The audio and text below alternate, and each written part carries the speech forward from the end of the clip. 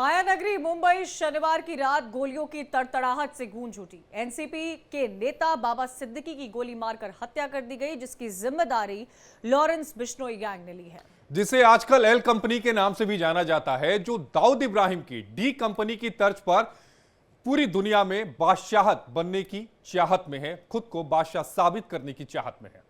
Lawrence Bishnoi jail से ही L company के जरिए न सिर्फ हिंदुस्तान के भीतर बल्कि अब 7 समंदर पार भी अपना रसूख, अपनी हनक और अपनी ठसक जमाने की फिराक में है। लेकिन वो अपना पैर सबसे पहले दाऊद की माने जाने वाली मुंबई में जमाना चाहते हैं। बॉलीवुड को डर के साए में रखकर अपनी उंगलियों पर नचाना चाहता है। हीरे के व्यापारी हो या फिर बिल्डर, सबसे रंगदारी वसूलना चाहता है। एल कंपनी पार्ट 2 में लॉरेंस बिश्नोई के हर प्लान का पर्दाफाश होगा। जयराम की दुनिया से उसके गैंग कैसे विस्तार कर रहा है, उसकी बात करेंगे। एल कंपनी के हर पहलू से आज पर्दा उठाएंगे।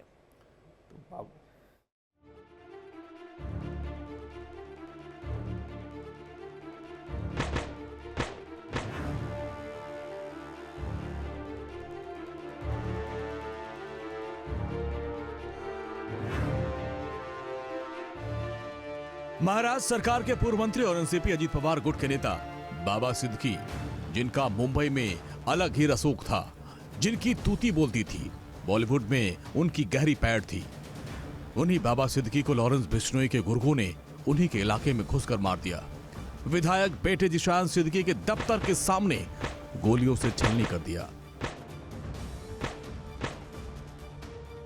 लॉरेंस बिश्नोई ने बाबा सिद्दीकी की हत्या 1980 और 90 के दशक में डी कंपनी वाले स्टाइल में कराई, जिसका मकसद ये बताना था कि डी कंपनी का अंत हो चुका है और मुंबई में एल कंपनी की एंट्री हो चुकी है।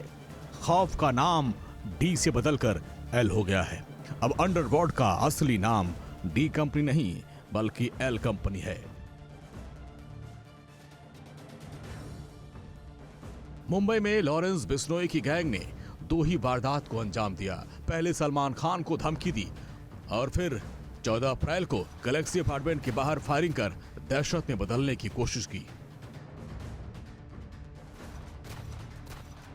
दूसरी वारदात को अंजाम अब दिया गया। सलमान खान के हर मौके पर मददगार रहे बाबा सिद्दीकी को मौत के घाट उतार दिया गया, जिसका मकसद साफ है, मुंबई में डी कंपनी से बड़ा डर एल कंपनी का बनाना, फिरौती रंगधारी से कमाई के मौके को बढ़ाना। बाबा सिद्दीकी की मौत के बाद लॉरेंस बिश्नोई की धमकी को कोई हल्के में नहीं लेगा और जो हल्के में लेगा वो लॉरेंस की रडार पर रहेगा। लॉरेंस बिश्नोई धीरे धीरे देश में सबसे बड़ा गैंगस्टर बनकर उभरता जा रहा है। बाबा सिद्दीकी को मारकर उसने सीधे दाऊद इब्राहिम को टारगेट किया है।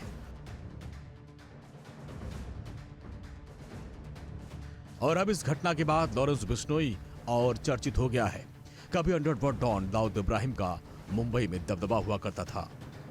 कई लोग बाबा सिद्दीकी को दाऊद का करीबी मानते थे और ये दावा करते थे कि अंडरवर्ल्ड डॉन और बॉलीवुड के बीच सिद्दीकी ब्रिज की तरह काम करते थे और जिन्हें मारकर लॉरेंस बिश्नोई दाऊद इब्राहिम जैसा दबदबा बनाना चाहता है और खौफ का दूसरा नाम बनना चाहता है, जिसमें कुछ हद तक लॉरेंस बिश्नोई कामयाब होता नजर आ रहा है। सूत्रों के मुताबिक सलमान खान, जिन्हें बॉलीवुड का दबंग कहा जाता है, उन्हें बाबा सिद्दीकी के निधन पर गहरा सदमा लगा है। वो रात भर सोए नहीं। सलमान और उनके परिवार वालों ने करीबियों से घर पर न आने की विनती की है। सलमान खान का परिवार भले ही कुछ न बोल रहा हो, लेकिन उन्हें लॉरेंस से अब डर सता रहा है और यही वजह है कि इस घटना के बाद सलमान खान के बांद्रा वाले गैलेक्सी अपार्टमेंट के बाहर सिक्योरिटी बढ़ा दी गई है। पुलिस की एक अतिरिक्त टीम वहां तैनात की गई है, साथ ही चेक पोस्ट बना दिया गया है। बाबा सिद्दीकी की हत्या से लॉरेंस बिश्नोई ने न सिर्फ मुंबई में दहशत फैला दी, बल्कि बॉलीवुड और बिजनेस वर्ल्ड को भी डराने में कामयाब होता नजर आ रहा है, जिसके बलबूते वो डी कंपनी की तरह एल कंपनी का साम्राज्य मुंबई में स्थापित करने में जुटा हुआ है। और उसने राह ठीक दाऊद इब्राहिम की डी कंपनी वाली चुनी है। डर पैदा करो और फिर मनमर्जी की रंगधारी वसूली करो। Bureau report, India daily.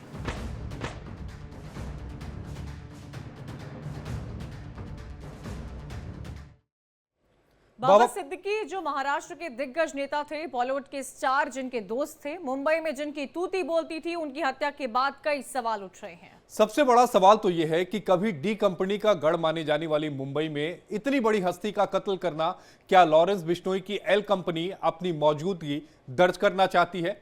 Politician, film कारोबार, इन हर जगहों पर क्या लॉरेंस बिश्नोई जो है वो अपनी धमक जो है वो बनाए रखना चाहता है?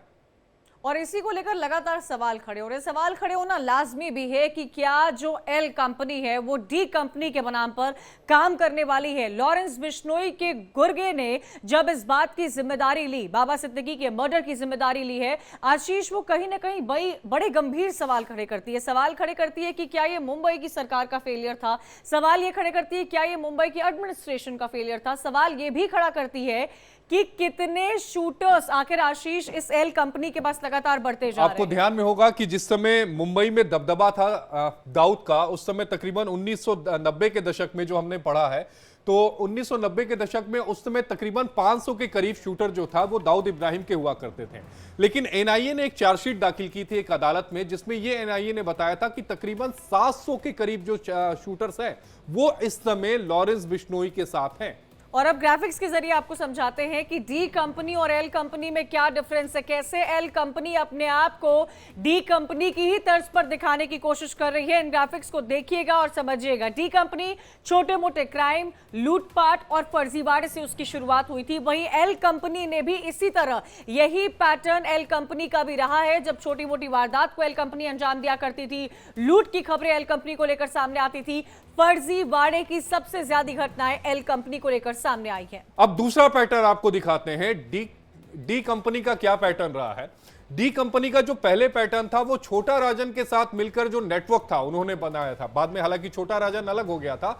और एल कंपनी की अगर बात करें तो कनाडा में जो बैठा हुआ इस समय गोल्डी बराड़, उसके साथ मिलकर नेटवर्क को बनाया जा रहा है, बढ़ाया जा रहा है, क्योंकि गोल्डी ही सारी चीजों को ऑपरेट करता आया है लॉरेंस बिश्नोई के लिए। और अब इनके नंबर्स देखिएगा कि इनके गैंग में कितने लोग हैं। जहां डी कंपनी में 500 से ज्यादा गुर्गों की डी कंपनी बनाई गई थी, इतने सारे शूटर्स उनके पास थे, वहीं एल कंपनी ने इसमें इजाफा किया है। 700 से ज्यादा शूटर को जोड़कर एल कंपनी बनाई गई है। और ये शूटर सिर्फ हमारे देश भारत में ही नहीं है, बल्कि विश्व भर में एल कंपनी का ये नेटवर्क और नेक्सस जो है वो फैला हुआ है।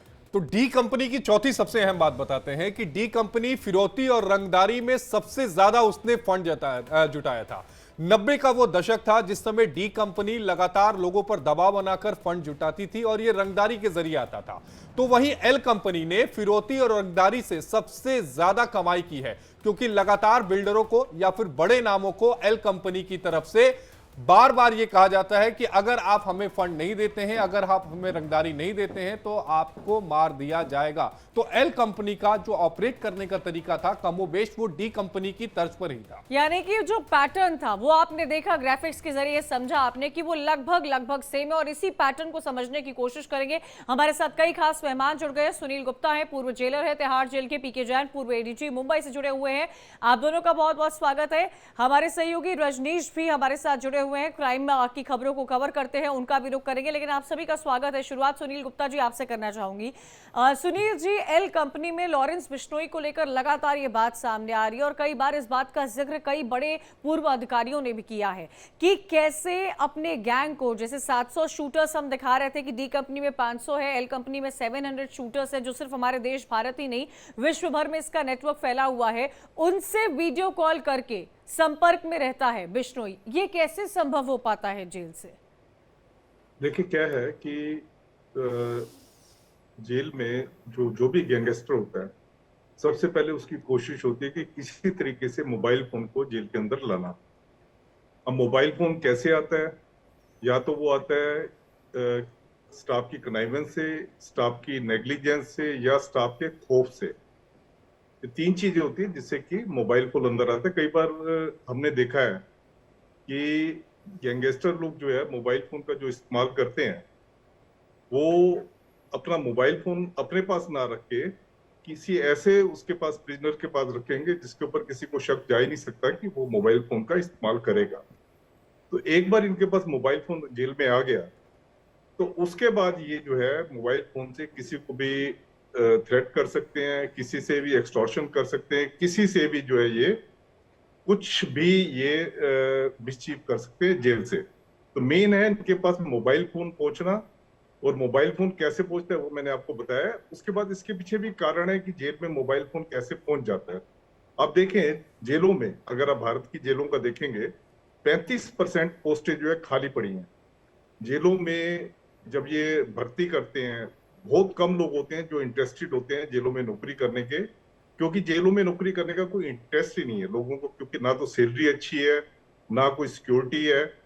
तो उसी वजह से 35% पोस्टें जो इनकी खाली पड़ी हैं, ये गवर्नमेंट ने सुप्रीम कोर्ट में कहा है, मैं अपनी तरफ से नहीं कह रहा।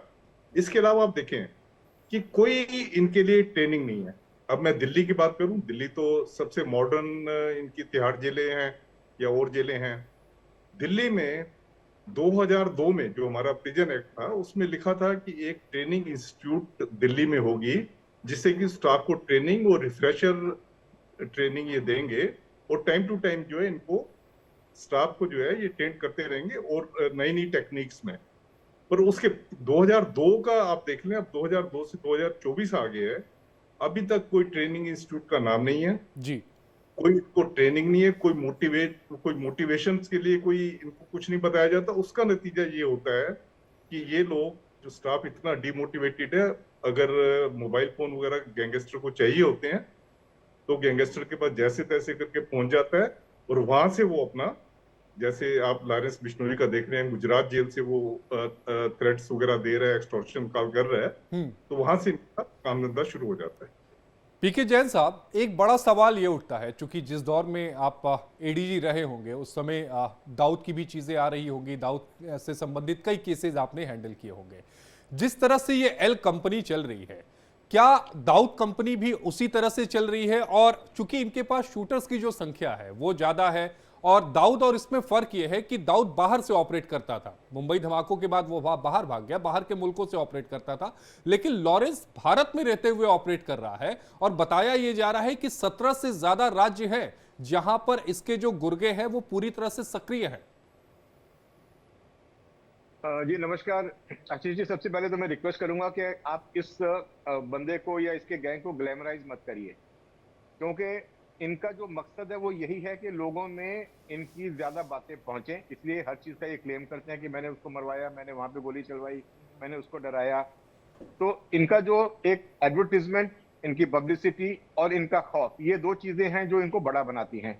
तो आप इसको एल कंपनी बना देंगे, एल कंपनी 2 बोलेंगे, ये मेरे हिसाब से सही बात नहीं होगी, लोगों में सही मैसेज नहीं जाता। दूसरी बात यह है कि जो देखिए गैंग्स को ऑपरेट करने का तरीका पिछले कई सालों में, दशकों में बदला नहीं है। दाऊद का भी रिक्रूट करने का तरीका वही था, और लॉरेंस बिश्नोई के गैंग में भी रिक्रूट करने का तरीका वही है। ये जेल में से छोटे मोटे क्रिमिनल्स को पकड़ते हैं, उनकी सूटेबिलिटी देखते हैं, फिर उनको अपने साथ में जोड़ लेते हैं। उस व्यक्ति की काबिलियत के ऊपर फिर उसको क्या असाइनमेंट देना है वो डिसाइड किया जाता है। दाऊद की शुरुआत भी छोटे मोटे ब्लैक मार्केटियर टिकट, जो सिनेमा टिकट की ब्लैक मार्केटिंग थी, जेब कतरे थे, पोर्ट से सामान चुराना, स्मगलिंग, ये उनके शुरू के धंधे थे। बाद में फिर वो एक्सटॉर्शन में चले गए और फिर बहुत बड़ी बड़ी इंटरनेशनल लेवल पे उनकी कार्रवाइयां होने लगी। तो लॉरेंस का भी अगर आप देखेंगे तो ग्राफ, इसका या किसी भी गैंग का ग्राफ यही रहेगा। छोटे मोटे गुना से शुरुआत करते हैं, फिर जिसको जरूरत होती है वो इनको पकड़ लेते हैं, इनसे काम करवाते हैं, ये लोग धीरे धीरे बड़े बनते चले जाते हैं। आप यहाँ देख लीजिए, यूपी में जितने बड़े बड़े माफिया थे उनका हाल देख लीजिए। तो शुरुआत सब छोटी होती है, और सबसे अहम जो चीज है इसमें हमारा पॉलिटिकल तंत्र जो है, राजनीतिक तंत्र और हमारे ऑफिशियल तंत्र, ये दोनों ही तंत्र कॉम्प्रोमाइज हो जाते हैं। अभी गुप्ता जी ने बड़े अच्छे से बताया कि जेल में एक छोटी सी जगह के अंदर आपने 1000, 2000, 3000 लोगों को रखा हुआ है। अब आप उनके पास में ये तक नहीं इंश्योर कर पाते कि इसके पास में मोबाइल ना रहे, इसके पास में कोई हथियार ना रहे, ये अपना दबदबा ना वहां कायम कर सके। तो ये सब होता क्यों है? कुछ हद डर हो सकता है, लेकिन उससे ज्यादा जो कॉम्प्रोमाइज जो लोग हो जाते हैं, चाहे वो पैसे की वजह से हो या चाहे उसके लिए और कोई कंसिडरेशन हो, चाहे ऊपर से प्रेशर हो, वो सिस्टम कॉम्प्रोमाइज होता है, इसलिए ये लोग बड़े हो जाते हैं। अब आप देखें, छोटा आदमी जो है, जो जेल में जाता है, वो तो बेचारा पिटता है, मार खाता है और बिल्कुल दबके रहता है। ये गैंगस्टर जो हैं, ये बड़े से और बड़े होते चले जाते हैं और ये जेल से ऑपरेट करते हैं। मेरे को ये समझ में नहीं आता आज तक कि जेलों में जो जैमर्स हैं वो क्यों नहीं लगाए जाते, या जेल से जो ट्रैफिक ओरिजिनेट होता है टेलीफोन का वगैरह का, ये सब मॉनिटर क्यों नहीं किया जाता? और ये पीके सारी जैन जी, चीजें ये आजकल बड़ा के बड़ा टेक्नोलॉजी के सवाल युग खड़ा होता है पूरे सिस्टम पर, ब्यूरोक्रेसी पर, जेल पर भी। रजनीश भी लगातार हमारे साथ जुड़े हुए हैं, रजनीश का भी रुख कर लेते हैं। रजनीश, इससे पहले भी हम चर्चा कर रहे थे कि कैसे एल कंपनी जो है सेम डी कंपनी का पैटर्न फॉलो करती हुई नजर आ रही है। 700 शूटर्स देश विदेश में होना ये कोई आम बात नहीं है, ये बहुत बड़ी बात है। कैसे इन शूटर्स को ट्रेस करते हैं, कैसे इन शूटर्स को पकड़ा जाता है, कैसे इनको आइडेंटिफाई किया जाता है, और ये लॉरेंस बिश्नोई का पूरा गैंग कैसे ब्रेन वॉश करता है इन छोटे शूटर्स को जो क्रिमिनल केसेस में जेल में आते हैं। जेल से अंदर एक अलग अपराध जो उसकी गढ़ने की कोशिश की जाती है, वो बड़ा सवाल खड़ा करती है। रजनीश, देखिए बिल्कुल, अगर मैं टारगेट, जिस तरीके से आपने टारगेट की बात की कि गैंग में भर्ती के लिए कैसे टारगेट किया जाता है, तो ये टारगेट नहीं होता, बल्कि लोग जो लड़के होते हैं वो खुद ब खुद इन लोगों के टच में आते हैं, क्योंकि ये इनका नाम इतना बड़ा हो चुका है कि जो लड़के होते हैं वो इनसे अपना नाम जोड़ने में अपने लिए काफी गर्व महसूस करते हैं कि मेरा नाम लॉरेंस बिश्नोई के साथ जुड़ गया, मेरा नाम नीरज भवानिया के साथ जुड़ गया, या मेरा नाम जो रोहित गोदारा के साथ जुड़ गया, तो वो ग्लैमराइज समझते हैं। और अगर लॉरेंस का नाम किसी के साथ जुड़ता है तो ये आज की डेट में बहुत बड़ी बात होती है, और कोई भी ऐसा शख्स या ऐसा लड़का या ऐसा युवक या ऐसा बदमाश जो लॉरेंस का नाम जो इस्तेमाल करके बड़े से बड़े क्राइम को आसानी से अंजाम दे सकता है, ये कहना बिल्कुल गलत नहीं होगा। क्योंकि पिछले दिनों जिस तरीके से लॉरेंस ने देश में जो एक के बाद एक कई वारदातों को अंजाम दिया, बल्कि कनाडा में भी अंजाम दिया, उससे कहीं ना कहीं यह साफ होता है कि लॉरेंस जो है वो ग्लोबली लेवल पे अपने आप को लॉन्च कर चुका है। लॉरेंस बिश्नोई ग्लोबल लेवल तक अपने पैर फंसा चुका है, जैसा कि डी कंपनी इस समय, जो डी कंपनी की जो स्टेटस है, जो जिस स्टेज पे वो इस समय है, लॉरेंस बिश्नोई ठीक उसके बगल में खड़ा हुआ अपने आप को नजर देख रहा है। इसके साथ साथ ही जो लड़के होते हैं, जो लोकल बदमाश होते हैं, जो लोकल पॉकेट मार होते हैं, या अगर कहा जाए कि लोकल जो लूटपाट करते हैं, वो उन लोगों के जरिए लॉरेंस बिश्नोई अपनी जो वारदातें हैं उनको अंजाम देता है। और जो लड़के इन वारदातों को अंजाम देते हैं वो अपने साथ लॉरेंस बिश्नोई का नाम जोड़कर अपने आप को गर्वान्वित महसूस करते हैं। और अगर वो किसी को भी फोन करते हैं कि मैं लॉरेंस बिश्नोई का आदमी बोल रहा हूँ और लॉरेंस बिश्नोई ने कहा है कि आप ऐसा कीजिए वरना आपके साथ ऐसा होगा, तो लोग डर के मारे उनसे उनकी कहा मान लेते हैं। और एक बार अगर उन लड़कों का कहा कोई मान लेता है तो जाहिर तौर पर वो एक के बाद जो गुनाह की सीढ़ी है वो चढ़ते जाते हैं और कहीं ना कहीं लॉरेंस के करीब होते चले जाते हैं। तो लॉरेंस का जहां तक मेरा एक्सपीरियंस है, लॉरेंस किसी को टारगेट नहीं करता, लॉरेंस किसी को नहीं कहता मेरे गैंग में शामिल हो, बल्कि लड़के आज के टाइम में लॉरेंस से खुद जुड़ना चाह रहे हैं, खुद जुड़ भी रहे हैं, क्योंकि सोशल मीडिया के माध्यम से लगातार ग्लैमराइज किया जाता है, चाहे वो लॉरेंस बिश्नोई हो, नीरज भवान हो, तमाम जो बदमाश हो या गैंगस्टर हो। रजनीश, यही सोचने की बात है कि एक क्रिमिनल जो है वो इतना ग्लैमराइज हो चुका है कि लोग खुद कोशिश करते हैं कि कैसे लॉरेंस बिश्नोई के संपर्क में आए और उससे आशीष लगातार बात करने की कोशिश करे, और बात हो भी पाती है वीडियो कॉल के जरिए। और जल्दी से जल्दी वो अपराध जगत की जो सीढ़ियां हैं वो उसको तेजी से चढ़ना चाहते हैं कि अगर लॉरेंस का हाथ हमारे ऊपर आ गया, या मैं ये कहूं एक आम जो क्रिमिनल हो कि मैं लॉरेंस का आदमी हूं, तो फिर उसकी धमक जो होगी वो मार्केट में दूसरी हो जाएगी, लोग उसको वेटेज देंगे।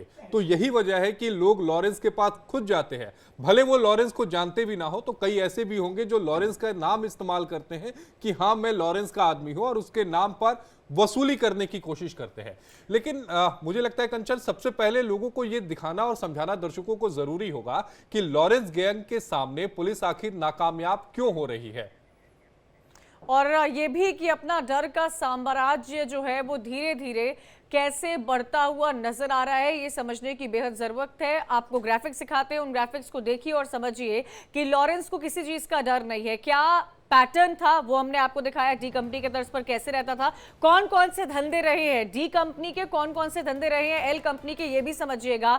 हत्या डी कंपनी करा है, किडनैपिंग, फिरौती, रंगदारी, तस्करी, सट्टा, ड्रग्स, ये सारे बिजनेस मॉडल रहे हैं जो डी कंपनी के रहे हैं। और ठीक वही मॉडल जो है वो एल कंपनी ने भी अपनाया है, यानी हत्या, किडनैपिंग, फिरौती, रंगदारी, तस्करी, सट्टा और ड्रग्स। यानी जिन चीजों को डी कंपनी कर चुकी है या जिन रास्तों से डी कंपनी आगे बढ़ी थी, उन्हीं रास्तों पर चलकर अब एल कंपनी जो है वो आगे बढ़ रही है। और ये पैटर्न को समझिए, चाहे उनका सोर्स ऑफ इनकम हो, चाहे उनका अपने गैंग को बड़े से बड़ा करने का माइंडसेट हो, वो लगातार किस तरह बढ़ता जा रहा है। लॉरेंस बिश्नोई खुद भले जेल में क्यों न बैठा हो, उसके गुर्गे भी बड़े से बड़े जेल में क्यों न बैठे हो, लेकिन उसके बावजूद भी भारत में रहकर कनाडा तक में शूटिंग कराने के आदेश देता है लॉरेंस बिश्नोई। और लगातार हमारे साथ गेस्ट जुड़े हुए। सुनील गुप्ता जी, मैं आपसे यही समझना चाहूंगी, ये जो स्ट्रक्चर रहा है कि, और एक ये माइंडसेट, और एक ये सवाल खड़ा होता है कि जेल के अंदर बैठा हुआ व्यक्ति, जेल के अंदर बैठा हुआ क्रिमिनल एक दूसरे क्राइम की प्लॉटिंग कैसे कर सकता है, और इसमें किसका फेलियर समझा जाए। चलिए, महाराष्ट्र गवर्नमेंट का तो फेलियर समझा जा रहा है, महाराष्ट्र की एडमिनिस्ट्रेशन का भी फेलियर समझा जा रहा है, लेकिन इस बात पर भी जोर दिया जा रहा था कि यूपी में तो बड़े से बड़े शेर तरह के अपराधी थे, उनका क्या हाल हुआ ये हम सबने देखा है। तो लॉरेंस बिश्नोई क्या? देखिए, मैं आपको बताऊं, अभी बहुत अच्छी बात आपसे मैं सुन रहा था। जैसे आप लोगों ने बताया है कि जेल में जो है, जेल में ये लोग जो है जेल से ये ऑपरेट कर रहे हैं। मैंने आपको बताया कि 35% जो जेल में स्टाफ की कमी है, और स्टाफ की कमी होने की वजह से उस चीज का ये फायदा, सिक्योरिटी लैचेस होते हैं, उस चीज का ये फायदा उठाते हैं। स्टाफ को डरा धमका के ये लोग जो है मोबाइल वगैरह अपने पास पहुंचा देते हैं। अब देखिए क्या है इसमें फेलियर किसका, जो बात आप कह रहे हैं, इसमें फेलियर मेरे हिसाब से स्टेट गवर्नमेंट का है। अब देखें, स्टेट गवर्नमेंट का काम है कि जेलों में एडिक्वेट स्टाफ को देना, जेलों में एडिक्वेट जो स्टाफ है उनको ट्रेनिंग देना, जेलों में एडिक्वेट रिफॉर्म्स करना, ये स्टेट गवर्नमेंट का काम है। अब स्टेट गवर्नमेंट जो है अगर स्कूल खोलने हैं तो उसमें तो शायद वो काम कर लें, हॉस्पिटल खोलने हैं उसमें तो काम कर लें, पर अगर आपको नई जेल खोलनी है या जेल रिफॉर्म करना है, ये किसी भी स्टेट गवर्नमेंट का लास्ट प्रायोरिटी सब्जेक्ट होता है। क्यों? क्योंकि इस पे वोट नहीं मिलते। अगर आप जेल रिफॉर्म कर रहे हो तो आपको लोग पसंद नहीं करेंगे, अगर आप स्कूल खोल रहे हैं, हॉस्पिटल खोल रहे हैं, तो लोग आपको पसंद करेंगे, आपको वोट मिलेंगे। मैंने देखा है कि जेलों में छोटे छोटे सिक्योरिटी इक्विपमेंट्स होते हैं, उसके लिए सालों तक स्टेट गवर्नमेंट में, होम डिपार्टमेंट में उनकी रिक्वेस्ट पड़ी रहती हैं, और उनकी वो जो सिक्योरिटी रिक्वायरमेंट है पूरी नहीं होती। अब दिल्ली में तो बात दूसरी है कि यहाँ पे तो जो सिक्योरिटी रिक्वायरमेंट्स होती हैं जल्दी पूरी हो जाती हैं। बाकी और स्टेट्स का इस मामले में बहुत पिछड़ी हुई हैं, बहुत बुरा हाल है। उसका नतीजा ये होता है, आपने देखा होगा सुप्रीम कोर्ट ने कई सारे केसों में, जैसे पप्पू यादव थे, शाहबुद्दीन थे या दूसरे लोग हैं, उनको तिहाड़ जेल में भेजा, क्योंकि जिस जेल में भी वो होते थे वहां पे उनका साम्राज्य चलता था।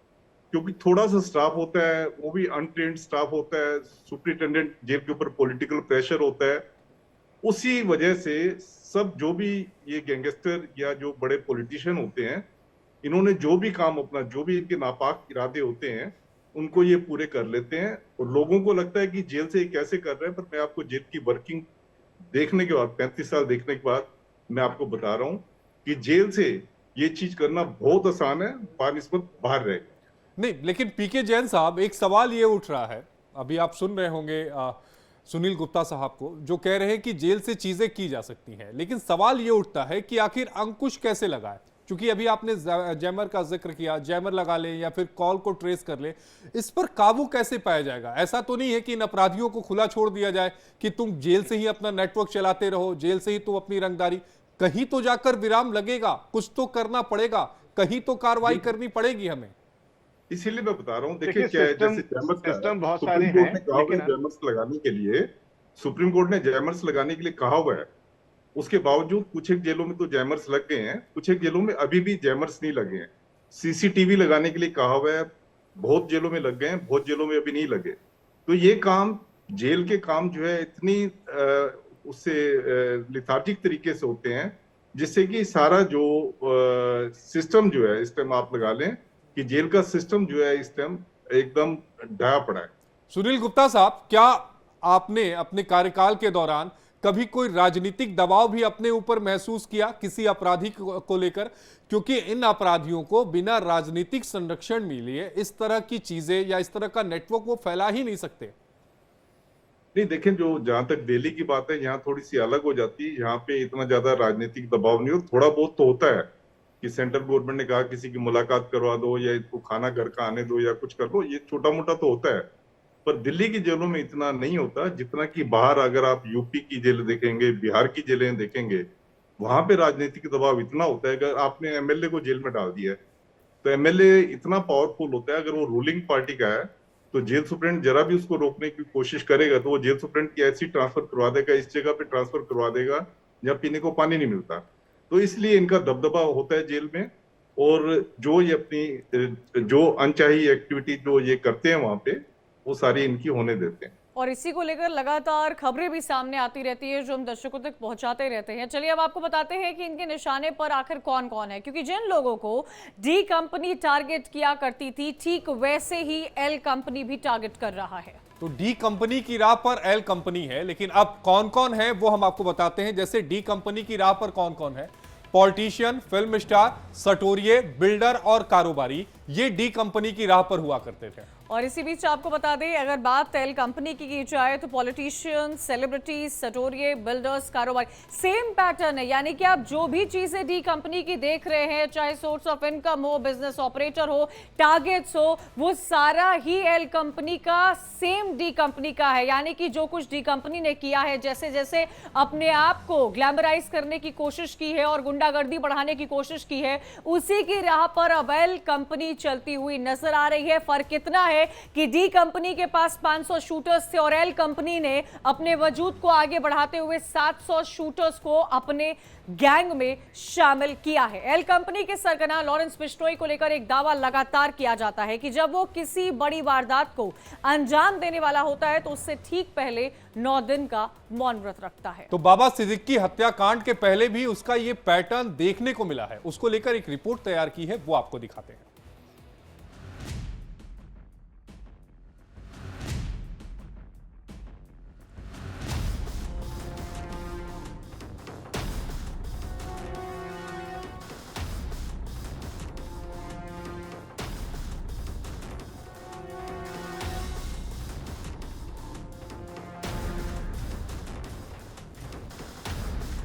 एल कंपनी का सरगना लॉरेंस बिश्नोई गुजरात की साबरमती जेल में बंद है, जहां वो नवरात्रि पर 9 दिन का उपवास रखता है, मौन व्रत धारण रखता है और इस दौरान न तो वो किसी से बात करता है और न ही अन्न ग्रहण करता है। ये दावा सूत्रों के हवाले से किया जा रहा है। लॉरेंस बिश्नोई का 9 दिन का उपवास खत्म होता है। उसके अगले ही दिन मायानगरी मुंबई गोलियों की तरतराहट से गूंज उठती है। मशहूर राजनेता बाबा सिद्दीकी की गोली मारकर हत्या कर दी जाती है। लॉरेंस बिश्नोई का उपवास के साथ साथ मौन व्रत कनेक्शन की बात इसलिए भी चर्चा का विषय बनी हुई है क्योंकि दावा किया जाता है कि जब जब लॉरेंस बिश्नोई मौन व्रत धारण करता है तब तब उसका गैंग किसी बड़ी वारदात को अंजाम देता है। पंजाबी सिंगर सिद्धू मूसेवाला की तरह बाबा सिद्दीकी की भी गोली मारकर हत्या की गई।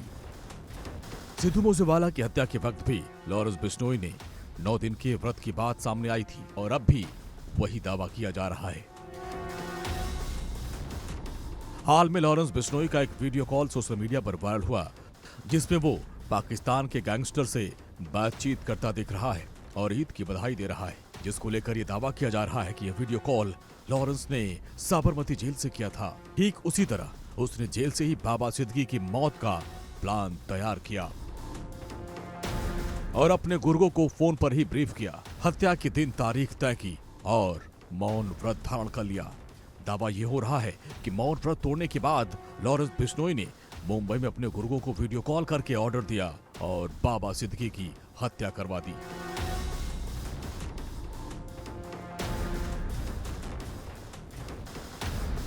सूत्रों के मुताबिक लॉरेंस बिश्नोई को साबरमती जेल में एक अलग सेल में रखा गया है। बिश्नोई अन्न कम खाता है, दूध, दही और फल का इस्तेमाल खाने में ज्यादा करता है। इसके अलावा वो जेल में बैडमिंटन खेलता है, कसरत करता है और इन सब के बीच उसे जेल में मोबाइल भी मिल जाता है और वो जिससे चाहता है उससे वीडियो कॉल पर बात करता है। सूत्रों के मुताबिक लॉरेंस बिश्नोई की एल कंपनी का पूरा नेटवर्क तिहाड़ जेल से ऑपरेट होता है और जहां से लगातार फोन के जरिए संपर्क में वो रहता है। बाबा सिद्दीकी की हत्या करने वाले आरोपियों को लेकर दावा किया जा रहा है कि उन्होंने पूछताछ में इस बात को कबूल किया कि वो बिश्नोई गैंग से जुड़े हुए हैं। आरोपियों को लॉरेंस बिश्नोई ने खर्चा पाने के लिए 50-50 हजार रुपए दिए थे, जिसे लेकर वो 25 से 30 दिन तक मुंबई में रहकर बाबा सिद्दीकी और उनके बेटे जिशान सिद्दीकी की रेकी कर रहे थे। लॉरेंस के उपवास के बाद बड़ी वारदात देने वाले दावे में दम है, तो ये बात पक्की है कि लॉरेंस बिश्नोई की एल कंपनी दाऊद की डी कंपनी की राह पर है और उसने बड़ी प्लानिंग के साथ बाबा सिद्दीकी की हत्या कराई ताकि डी कंपनी की तरह एल कंपनी भी माया नगरी मुंबई में राज कर सके। पॉलिटिशियन, फिल्म स्टार, डायमंड व्यापारी से लेकर बिल्डर और हर कारोबारी से लॉरेंस का डर दिखाकर रंगदारी मांगी जा सके। Bureau report, India daily. Baba Siddique की हत्याकांड पर कई बड़े खुलासे हो रहे हैं, वो भी आपको दिखाएंगे। एक छोटा सा ब्रेक जल्द हासिल हो रहे, खबरें लगातार जारी है।